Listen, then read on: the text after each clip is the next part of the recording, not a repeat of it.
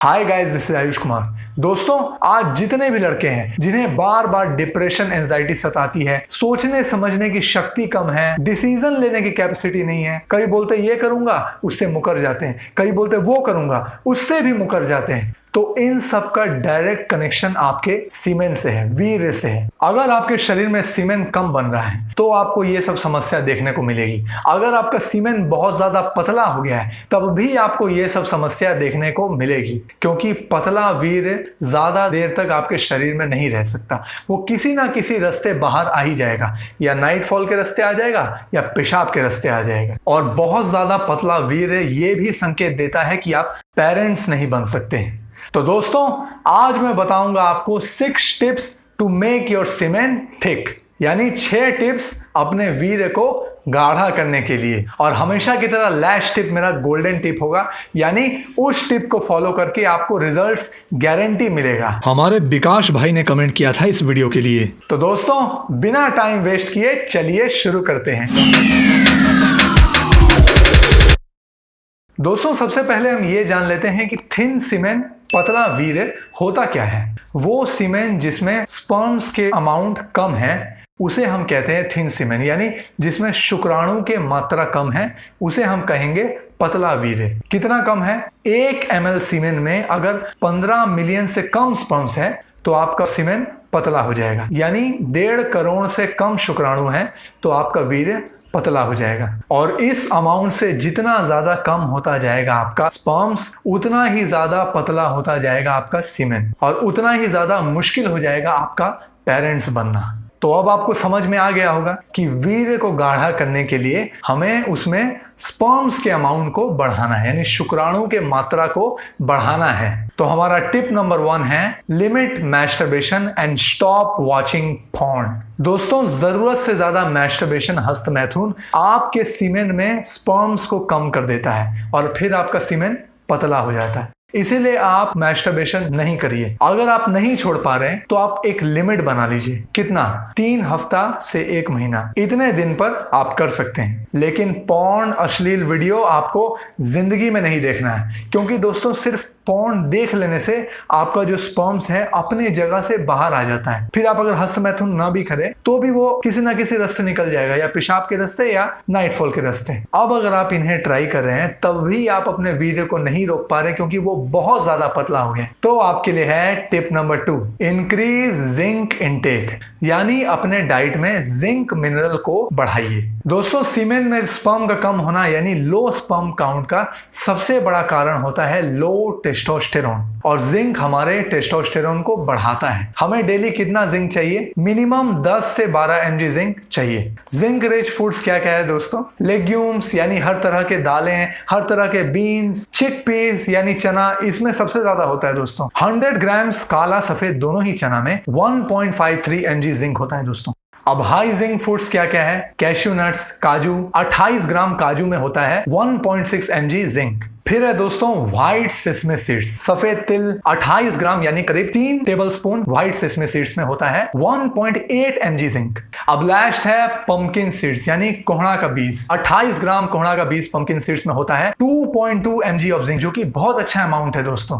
तो इन सब में से आप जो भी अफोर्ड कर सकते हैं उन्हें अपने डाइट में जरूर से जरूर ऐड करिए अगर आप अपने वीर्य को गाढ़ा करना चाहते हैं तो। Tip number 3, increase vitamin C intake. Vitamin C antioxidant होता है दोस्तों, जो कि स्पर्म बस्टिंग फ्री रेडिकल्स को डिस्ट्रॉय करता है, यानी वो फ्री रेडिकल्स जो हमारे वीर्य में शुक्राणु को नष्ट कर देती है, उसको ये न्यूट्रलाइज करता है अपने साथ बॉन्ड बनाकर। विटामिन सी रिच फूड्स क्या क्या है? पोटैटो यानी आलू, 100 ग्राम्स आलू में होता है 12.7 mg विटामिन सी। फिर है मौसम्बी, 100 ग्राम्स मौसम्बी में होता है 50 mg ऑफ विटामिन सी। फिर है ऑरेंजेस, 100 ग्राम्स ऑरेंजेस में होता है 53 mg of vitamin C. Last है लेमन, लेमन में भी उतना ही होता है ऑरेंजेस जितना, यानी 100 ग्राम्स में 53 mg विटामिन सी होता है। अब हाई विटामिन सी फूड क्या है? आंवला, 100 ग्राम्स आंवला में होता है 600 mg ऑफ विटामिन सी, जो कि बहुत ज्यादा अमाउंट है। दोस्तों, एक बात ध्यान रखिएगा, डेली 2000 mg से ज्यादा विटामिन सी आप ना लें,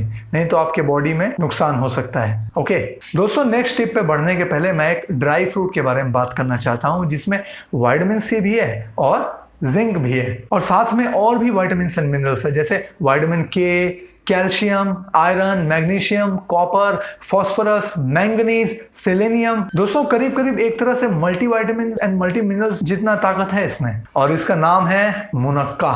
दोस्तों इससे आपको कितने सारे मिनरल्स मिल जाते हैं, इसलिए ये आपके डाइट में रहना ही चाहिए। दोस्तों अगर आप इसे अफोर्ड नहीं कर सकते तो आप नॉर्मल किशमिश ले लीजिएगा, उसमें भी आपको ये सब विटामिन एंड मिनरल्स मिल जाएंगे, पर कम अमाउंट में। तो क्या है, आप ज्यादा ले लीजिएगा उसे।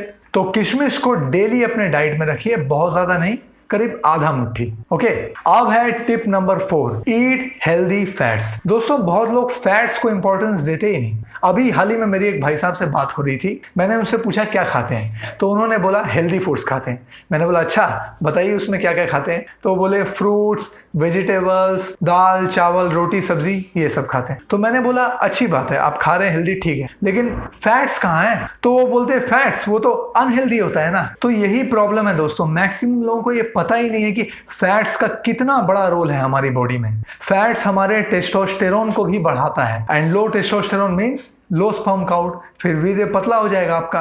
फैट्स में कौन सी? हेल्दी फैट्स जैसे nuts, almonds, walnuts, peanuts, cashew nuts, फिर है seeds, flax seeds, chia seeds. इन सब में से जो आप इजीली ले सकते हैं उन्हें आप ले लीजिए। और आपका ऑयल्स भी है जैसे मस्टर्ड ऑयल, कोकोनट ऑयल, अभी फेमस है राइस ब्रान ऑयल, पर आप ऑयल्स को ज्यादा अमाउंट में मत लीजिएगा, ठीक है। थोड़े अमाउंट में आपके डाइट में जितना खाना बनाने में लगता है उतना आप यूज करिए, ठीक है।